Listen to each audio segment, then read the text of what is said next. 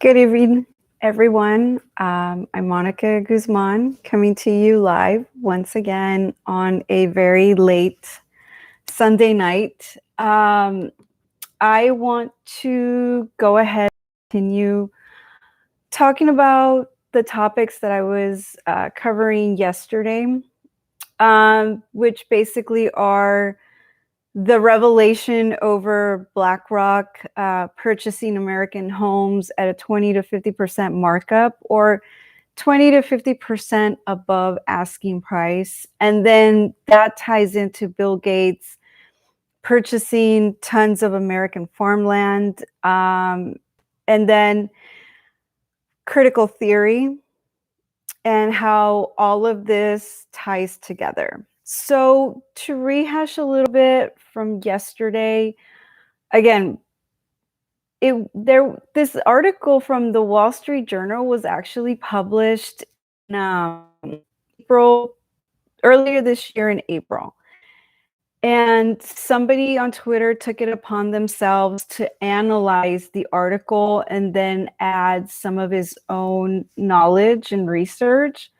And it took off. I believe yesterday the tweet was at 30,000 retweets, and then obviously had tons of comments, and then you've got the quote retweets, and then you've got the likes. So it's something that definitely opened up a lot of people's eyes. And then again, tie into it the fact that Bill Gates has been actively purchasing American farmland, and the fact that the Biden administration is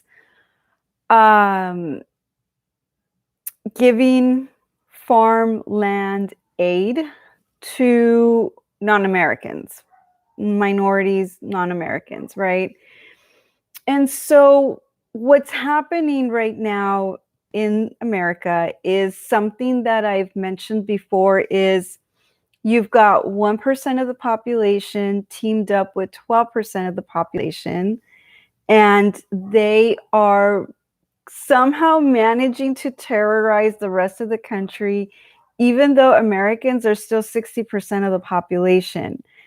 And I give credit where credit is due. It is extremely impressive that they've managed to wreak so much havoc. 13% of the population is wreaking tons of havoc on American soil, and they have been very slow about it. And I think what they thought is that we had lost our ability to critically think, to reason, to use logic, to research history. And so what they did, I mean, you would have to think back to when you personally truly started to see evidence, because we saw during the Barack Obama administration an attempt to disrupt the country, right? That's when Ferguson started. Baltimore really took off in terms of violence. Chicago's always been violent. But,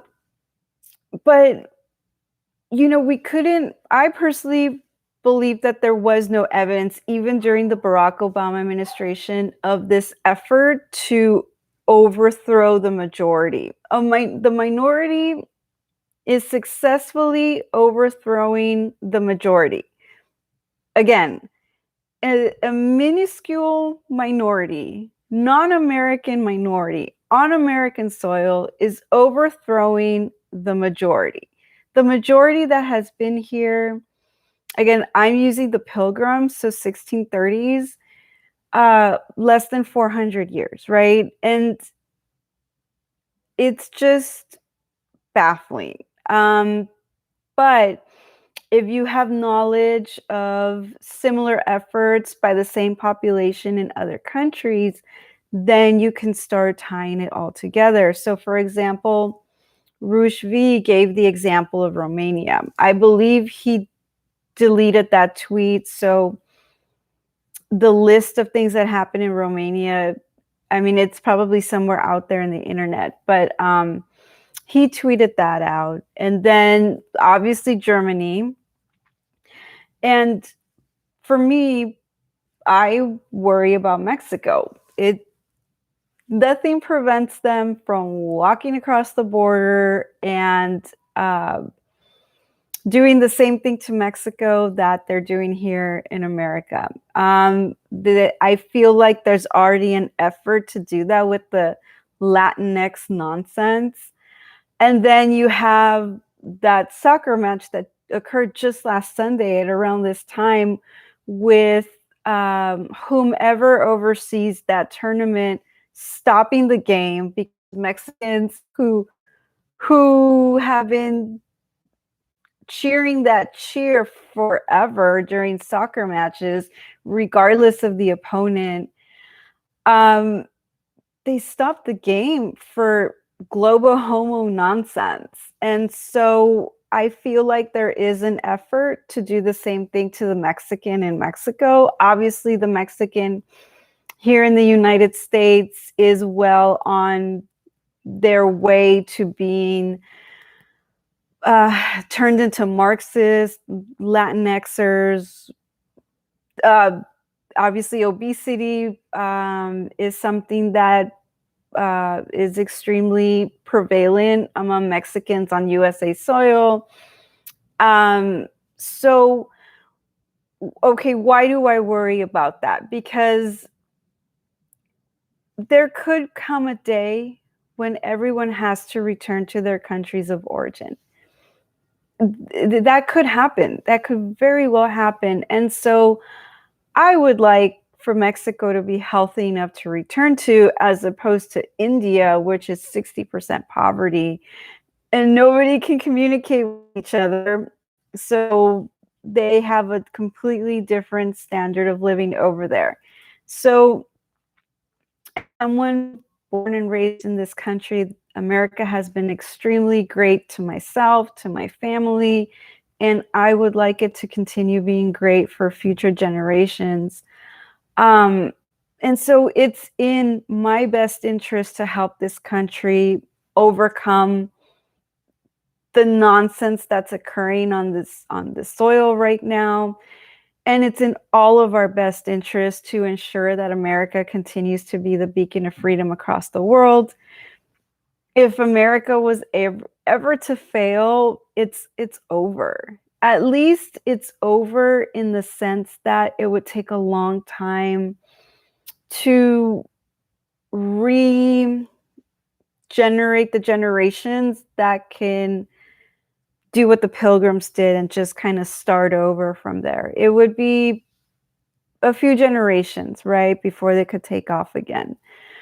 So it's so great to see people tweeting about this stuff, these topics, to see people discussing stuff that they were afraid to discuss just 2-3 years ago. We all know that YouTube censors people because we know who runs YouTube. It's the same people who run MLB, the NBA, the NFL. It's the same people who run several corporations. It's the same people involved at the top ranks of the American government. And it's so interesting. There's a Twitter account that tweets Jewish contributions to America. And they point out that I believe all of Biden's children are married to Jewish people. So you've got Kamala Harris, who is barren, never had children of her own. She's married to a Jewish man. But I mean, let's face it, she's a low IQ woman, right? Her mix is Indian, Jamaican, both countries with low IQs. Obviously, she's just a product of affirmative action. She got pushed through the ranks. And let's be honest, Kamala wasn't the only one that got pushed forward. I can tell you again, from personal experience, what the left does in public education is they cast a white net, right? That's why the whole fund every child, save every child, um, push every child through the system. They know that they have to cast a white net, and then you write the coattails of whomever makes it through all the levels, right? Because Kamala went to Berkeley, and I guess she was a lawyer or something. Yeah, I don't research her that much. I don't know that much about her. Just the most important things for me, which is she's low IQ because she comes from low IQ. She's a mix of low IQ countries. I believe her father wasn't around to raise her, so single mom situation. So it makes sense that she it's more of a marriage of convenience. I mean, don't you think? She has no children of her own, therefore she has no roots. She has no interest in this country surviving as it's supposed to be. So again, the Biden administration, I believe all of Biden's kids are married to Jews. And that for future streams, I'm going to discuss that because um, how are they managing to turn over the table given that they only represent 1% of the population? I mean, come on, it's insane. It is insane. But what they're doing is this ties into your opinion was assigned to you. This ties into Marxism. This ties into critical theory. This ties into Americans falling into drugs and other degeneracy. Everything ties together, and you've got to really, as individuals, start pushing back within your household, your neighborhood, your county, your city, your region, your state. We've got to trickle up. We've got to trickle up because it's not going to work the other way around.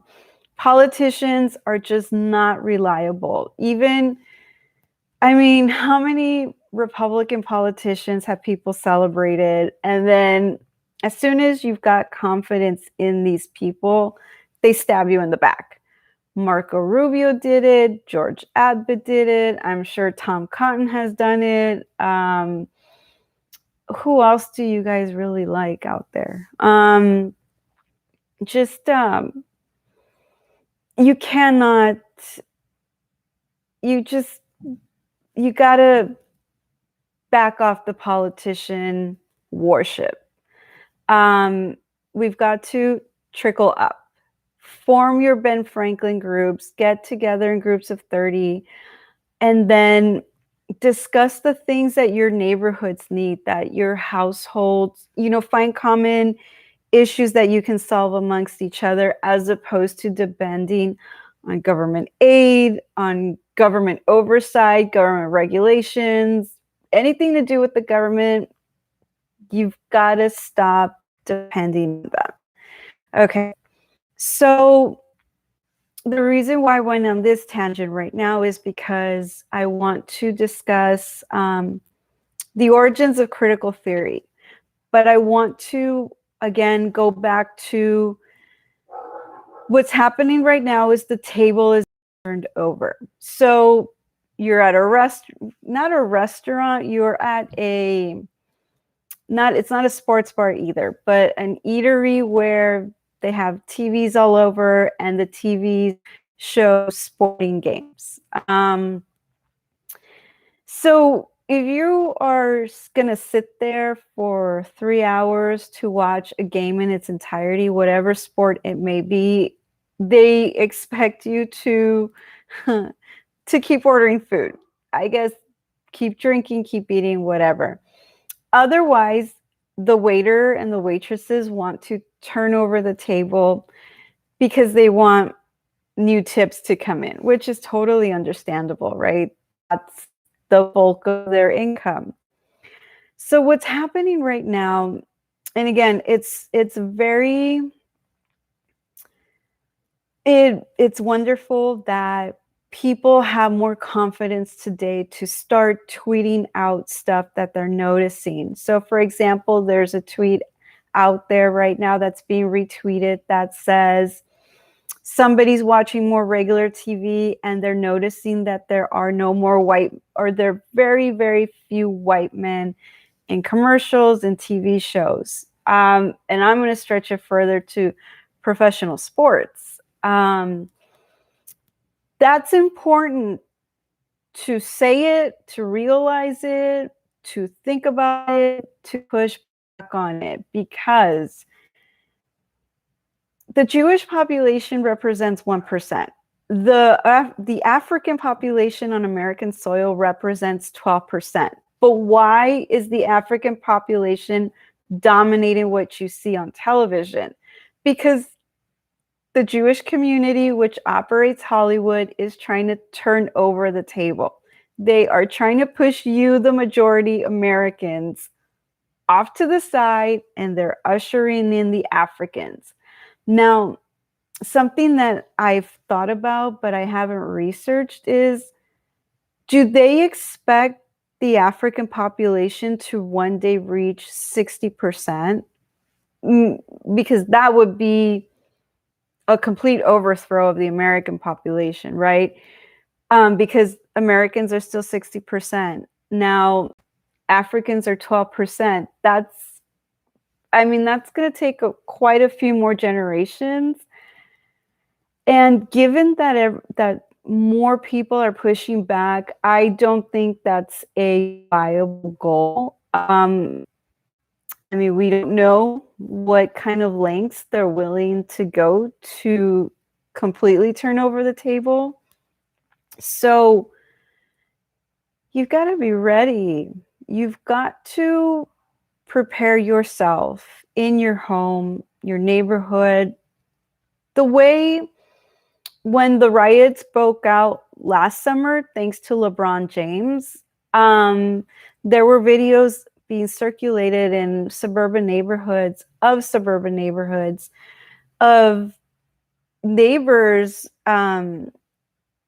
blocking off entries into their areas, right? And they were out there with their trucks. They were out there with their ammunition. They were out there with their flags. They were not going to allow the rioters to enter their neighborhoods. And you've got to adopt something like that, because something else I've noticed in a neighborhood that's predominantly Mexican, I've noticed the African population, whereas there was 0 5-10 years ago, I see them a lot more, and I see them, I don't know what's pulling, how they're being pulled in, whether it's because downtown LA is so disgusting that they are moving out of the predominantly African cities such as South LA. I'm not sure how they're making their way over to this Mexican city in LA, but it's happening. And I wonder if there's going to be watermelons being thrown at those Walmarts pretty soon. But it's something that you have a right to know, to figure out how you're going to handle it if violence increases in your neighborhood due to these forced demographic shifts. You have a right to do that. Okay, so why is 1% of the population using 12% of the population to turn over the table that is 60% of the American population on their own soil? It has to do with critical theory. Critical theory is what gave birth to what many of you now know as critical race theory. It's the exact same thing. It is the overthrow of the majority. Where does this come from? So again, I don't have the bandwidth to, and then I don't speak German. I don't read German. I mean, if I found research, like original research, I wouldn't even be able to get the best translation because I don't speak German. So anyone out there who has the research, start sharing it. I'm extremely curious to know what exactly was happening in Germany from the 1850s through 1923, because in 1923 is when the Frankfurt School came over to the United States and set up shop in New York at Columbia University. Columbia is the same school that that educated the Marxist African who went back to Africa after the economies were liberated from the English colonists. He's the one that spread Marxism over there. He studied at Columbia. And then Columbia's also got that other African who relies on heroin for a work-life balance. So Columbia University has been a question for at least 100 years or going on 100 years. Now,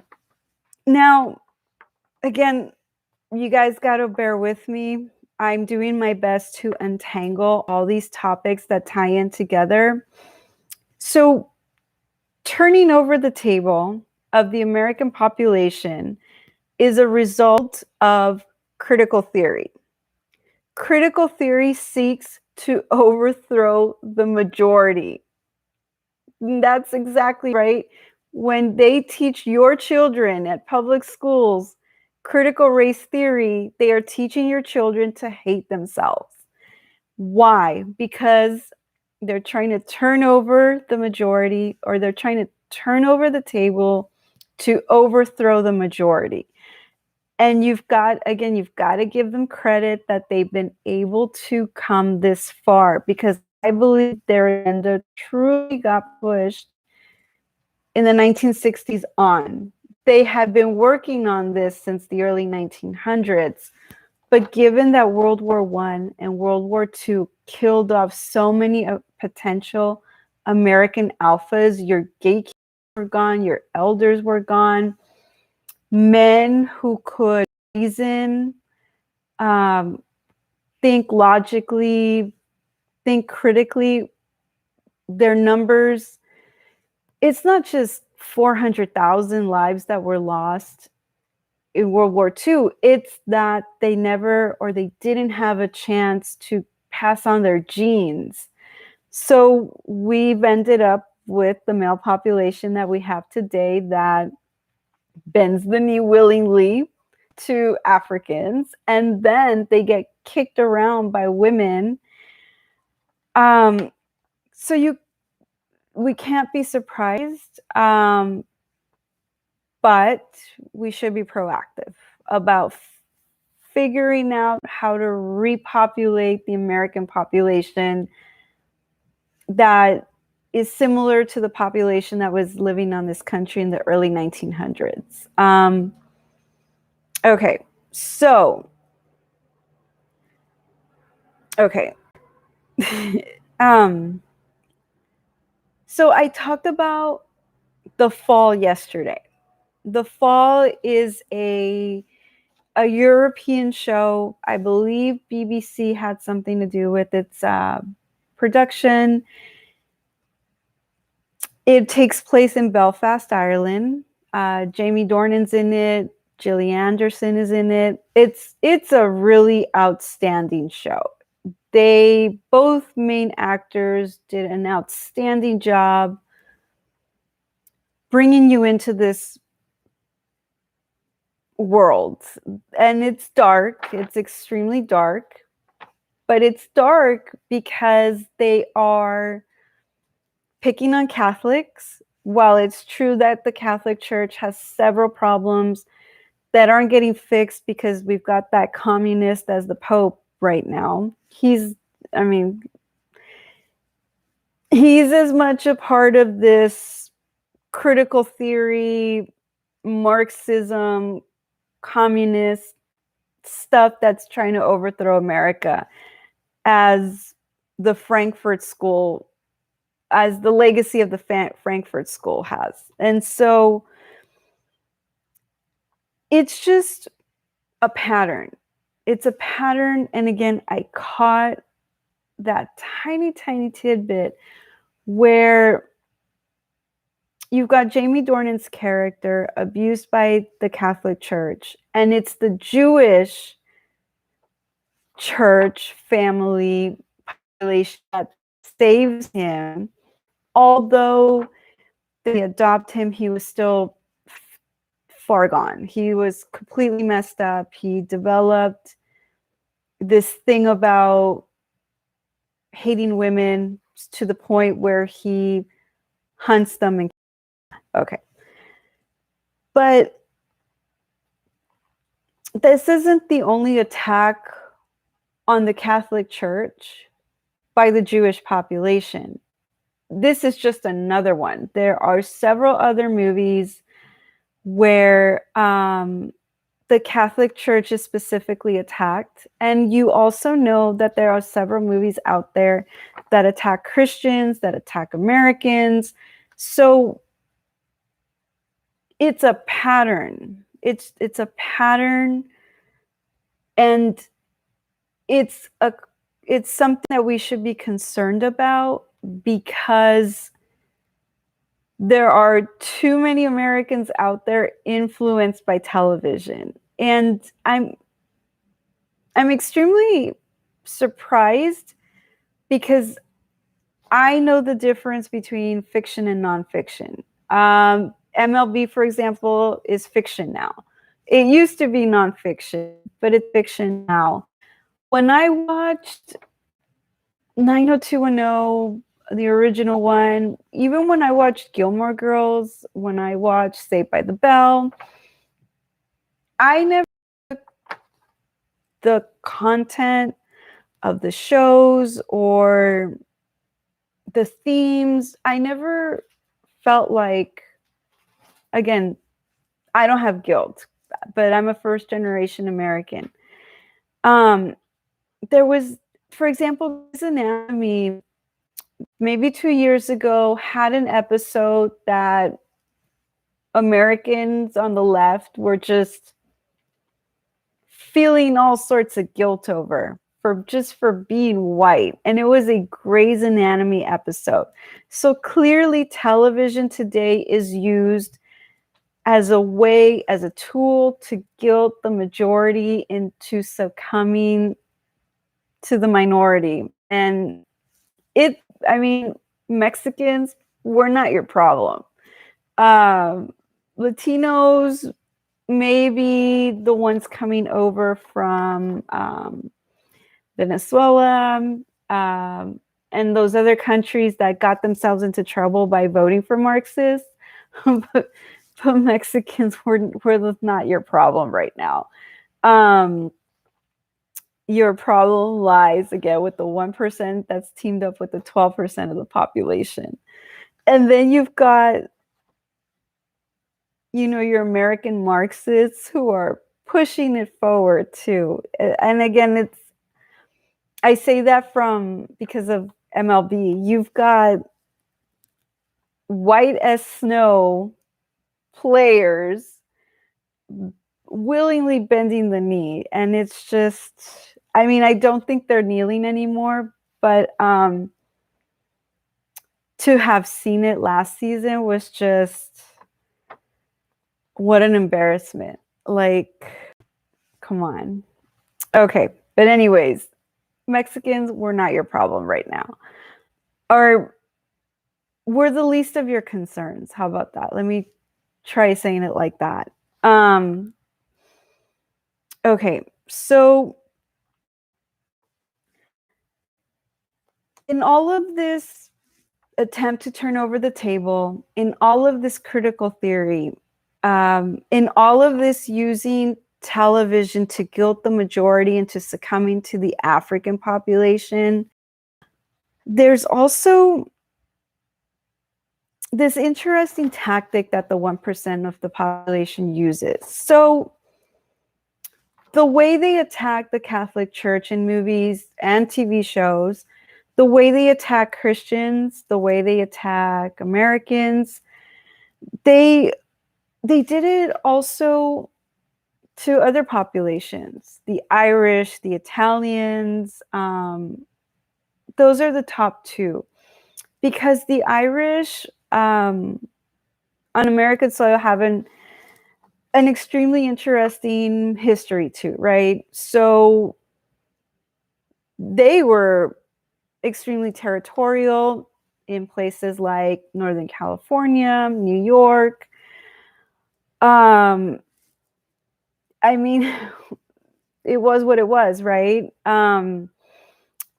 So again, I'm gonna do a whole hour on Boston, but I'm gonna get right now that people like the ones running the Red Sox organization, like your Heim Blooms, are trying to turn over Boston. So what I'm saying is they're trying to turn Boston into Chicago.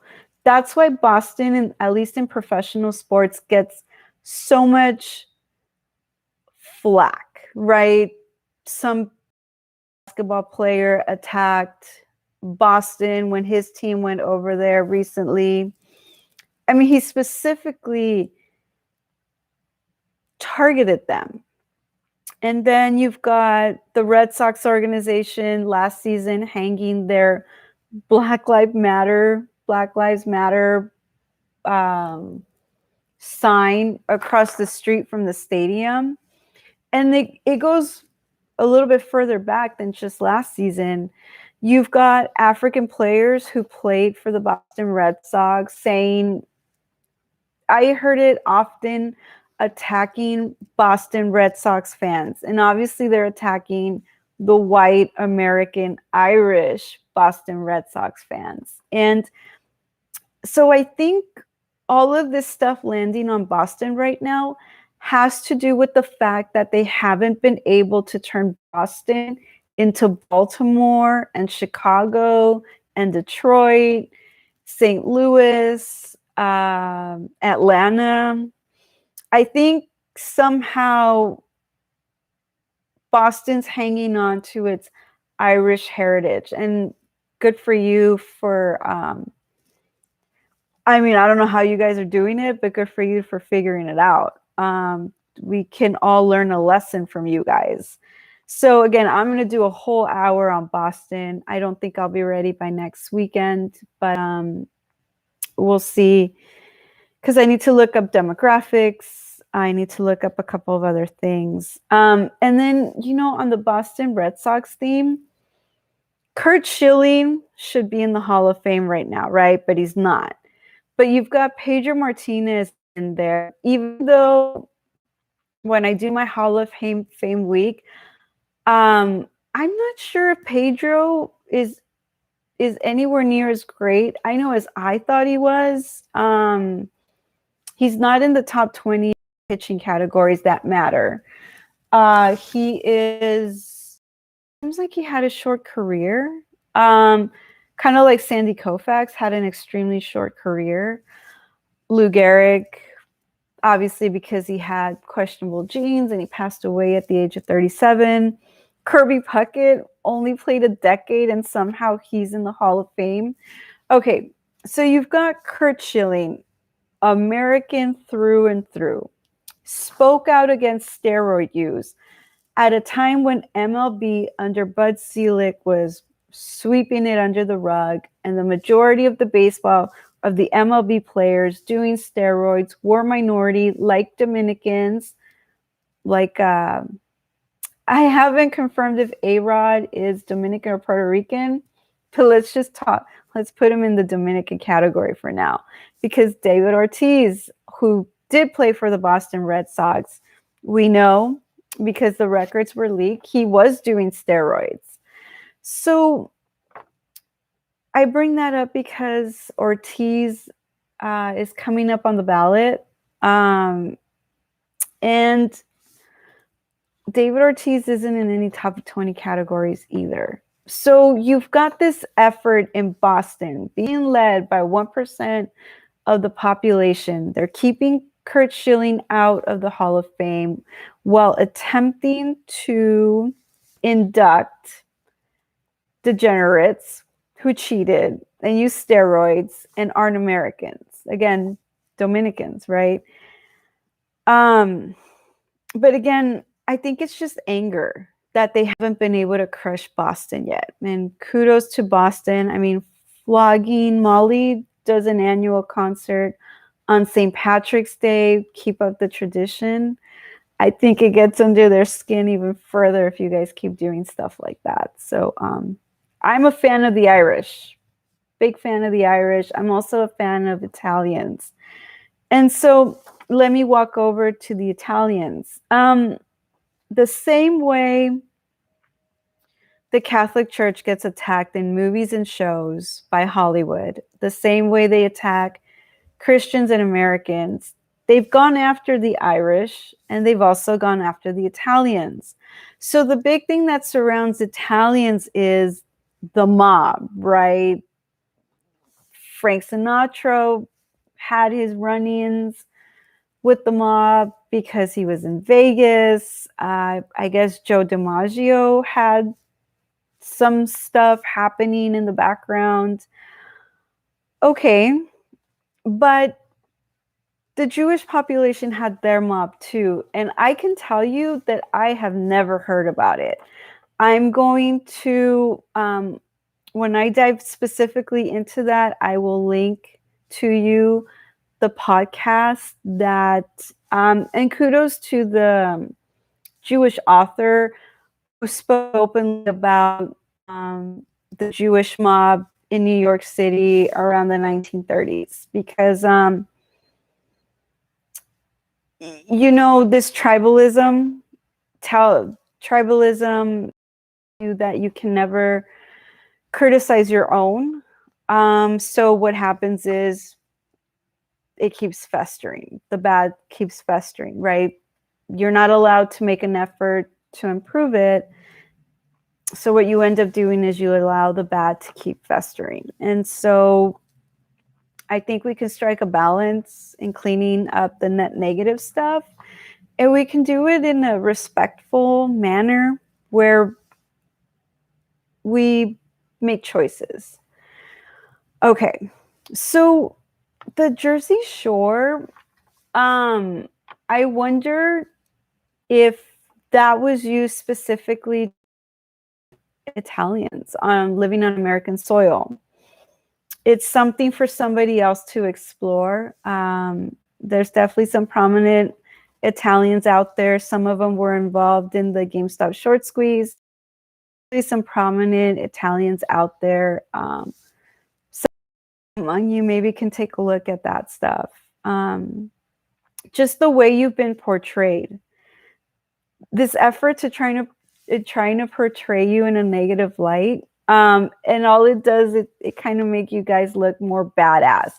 Not the Jersey Shore, but like the mob stuff, like The Sopranos, right? Everyone, a lot of people talk about The Sopranos as if it was still on HBO right now. And then you've got The Godfather, you've got Al Pacino, you've got Rocky. I mean, you're definitely a strong group of people. Okay, so critical theory seeks to overthrow the majority. And my assumption is that ultimately they want to replace the majority with themselves. Otherwise, why would there be such an active effort on their part to marry into American families? Like the Biden kids are all married to Jews, apparently. Kamala Harris is married to a Jewish man. And okay, so when I was listening to Stefan Molyneux or listening to Stefan Molyneux videos, I came away with two things. The first one was this theory given to us by the economist whose name I cannot remember right now, Milton Friedman, says that a corporation's duty is to its shareholders. And we've seen what a mess that has turned into. So Stefan brought that up several times, and it gave me the impression that he was on the pro side of that. So a corporation's duty is to its shareholders. The other thing I took away from it, and it just got etched into my mind, but I didn't know what to do with it. I just know that I remembered it.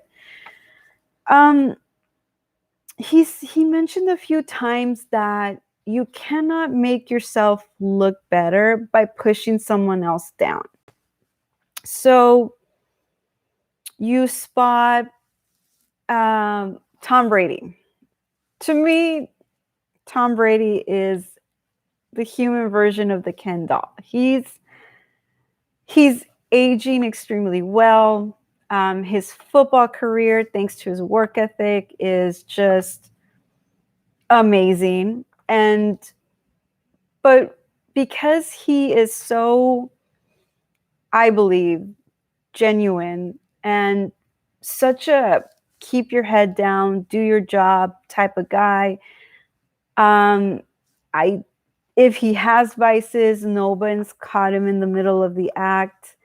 So he's just so clean, right? There's this effort to push him down into the gutter with the rest of people out there. So how do you make Patrick Mahomes look good given that Tom Brady exists? You find ways to discredit Tom Brady, because Patrick Mahomes, I mean, so obviously Patrick Mahomes is never going to win many championships as Tom Brady has. So it seems like they're going to pivot into trying to get him to win a perfect season, right? Because I'll know infamously that Tom Brady missed a completely perfect season by that much. And so can complete a perfect season? I mean, we don't know, right? We don't know what the NFL gods or the football gods have in store for Tom Brady, but obviously he is going to work toward that goal. Okay, so again, how do you make Patrick Mahomes look special? You push Tom Brady down, you figure out ways to discredit his accomplishments. Because otherwise, Patrick Mahomes is just another dude. He's just another narrative that gets pushed forward in an effort to push an agenda. So I've connected now what Stefan Molyneux used to say about you can't make yourself look better by pushing someone else down. So the example that I'm going to use specific to that is Kamala Harris's stepdaughter. She's Jewish, and she has typical Jewish characteristics. She's a homely girl, whereas American supermodels during your Cindy Crawford, Christy Brinkley era were, I mean, whatever men find attractive, those women personified American beauty. So whether it's their height, the fact that they were thin, the fact that they had beautiful colored eyes, curves. Whereas Kamala Harris's stepdaughter is a homely girl who has hair that looks like it was permed. I don't know if that's a Jewish characteristic. I know the nose thing is a Jewish characteristic. I wonder if the curly hair is a Jewish characteristic too. So they're trying to redefine beauty. They're trying to push forward the Jewish standard of beauty. So what happened? They told American girls that obesity is okay. They told American girls to go dye your hair funky colors. They told American girls to stop. It's not even about stop wearing makeup. It's about not even allowing your natural beauty to come through. American girls have destroyed their natural beauty by abusing drugs, by smoking, by not eating healthy diets. So American beauty is dropping, and what's going to replace it is the Jewish standard of beauty, which is Kamala Harris' stepdaughter. So again, this is critical theory stuff, an effort to overthrow the majority and majority with the 1% minority that's pushing it forward. And it's so easy to stop it in its tracks. I mean,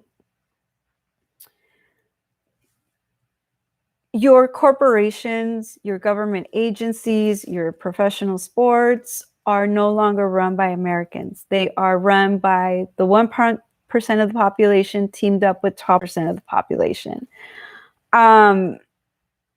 So, I mean, again, 70 million Americans is a lot of Americans who voted for Trump, who know that there was some sort of sketchiness occurring in the last election. And just today, Jack Posobiec tweeted out that a White House official overheard Justin Trudeau commenting that he feels that Kamala Harris will be president of the United States by 2022. So there are several Americans out there who have said all along that there seems to be an effort.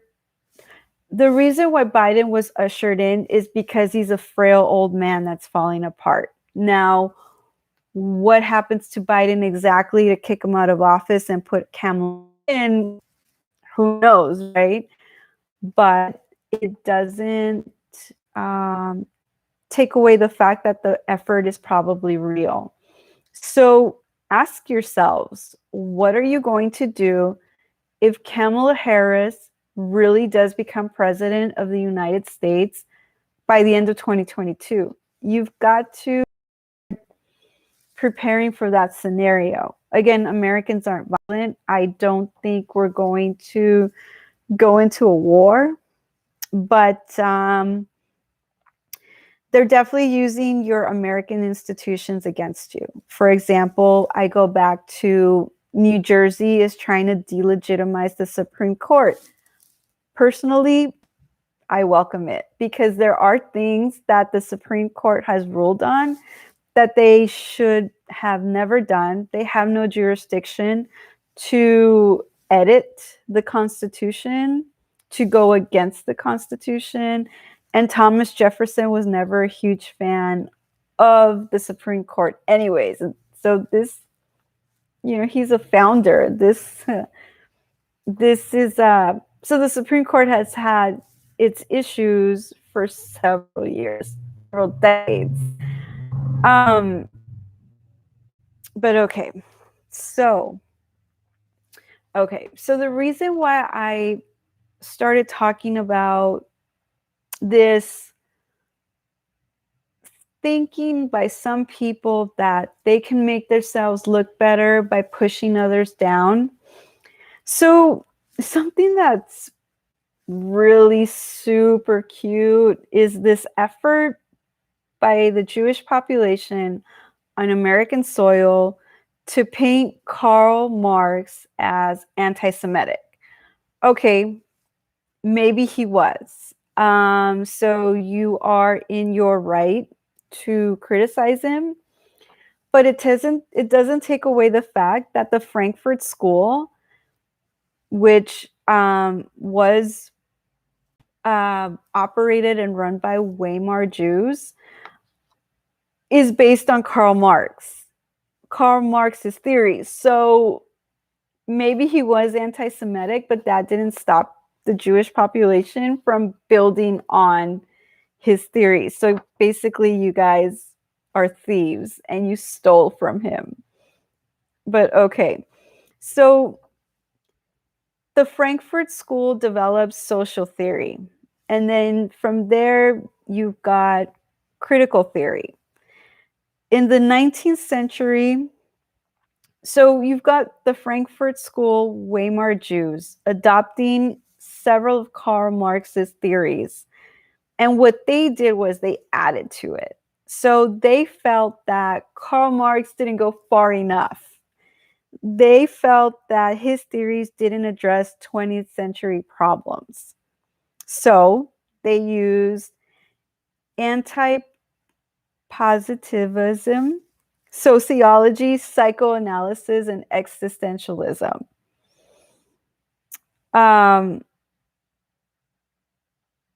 And I'm sorry, it's just crazy.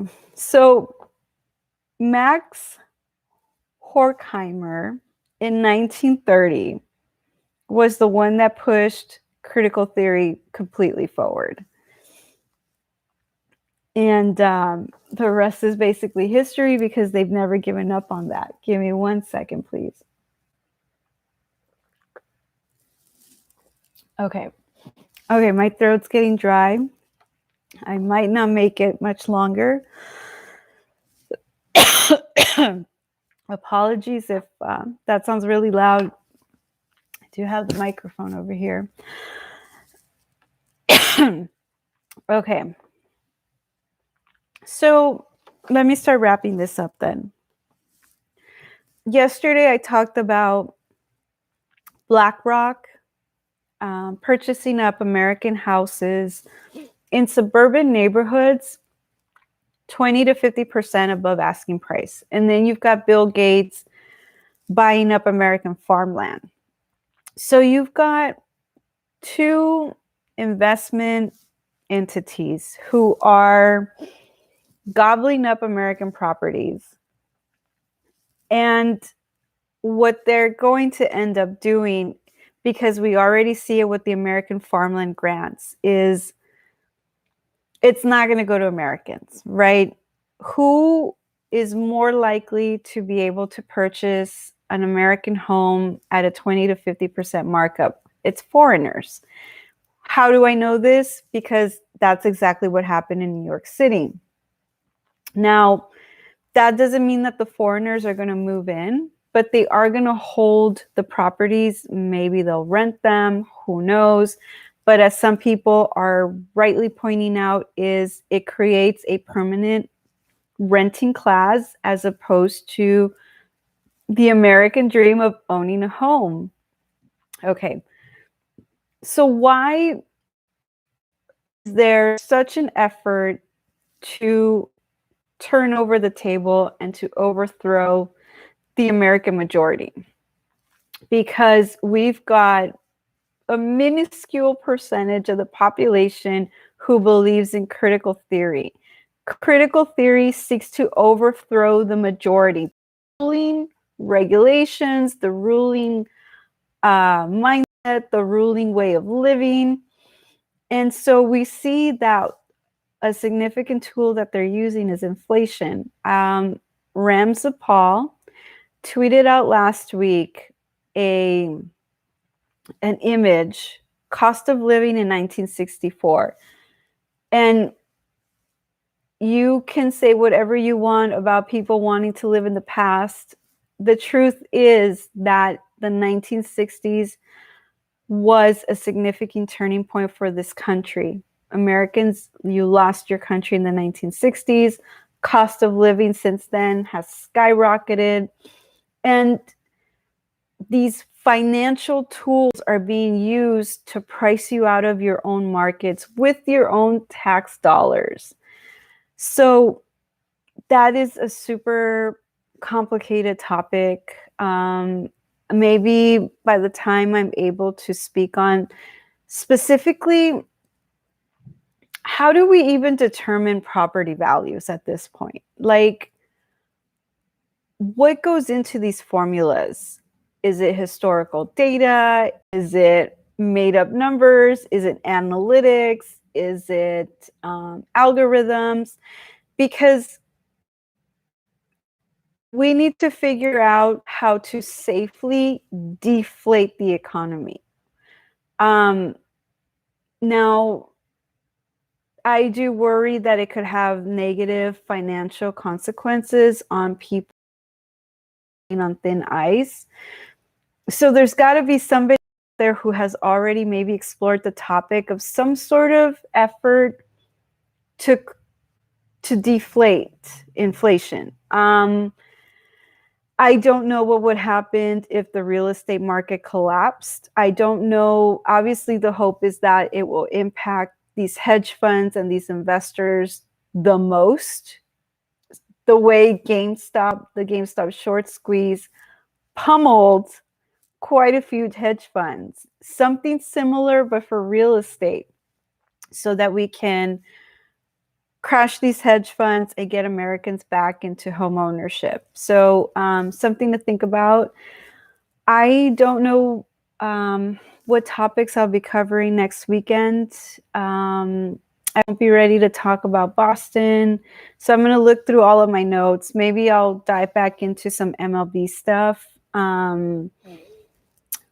No significant American baseball pioneer birthdays, deaths, or other milestones for the month of June. There is some stuff coming up in July, August, and September. I'm looking forward to talking about Christy Mason, A.G. Spalding. Ty Cobb passed away, I believe, in August. Looking forward to talking about Ty Cobb on camera, streaming. So I've got stuff coming up as far as baseball goes, but for the month of June, I'm not sure. So I will be back next weekend, evening again, or a super late night, Saturday and Sunday, topics to be determined. In the meantime, I believe Flag Day is June 14th. So have a happy Flag Day. Hope you guys enjoy your week. We'll see what kind of news gets revealed by average people researching niches and then sharing them with the rest of us. That's really what we can do, is put together this decentralized think tank. So again, thank you for watching. I appreciate it. Have a good week. Talk to you soon. Good night.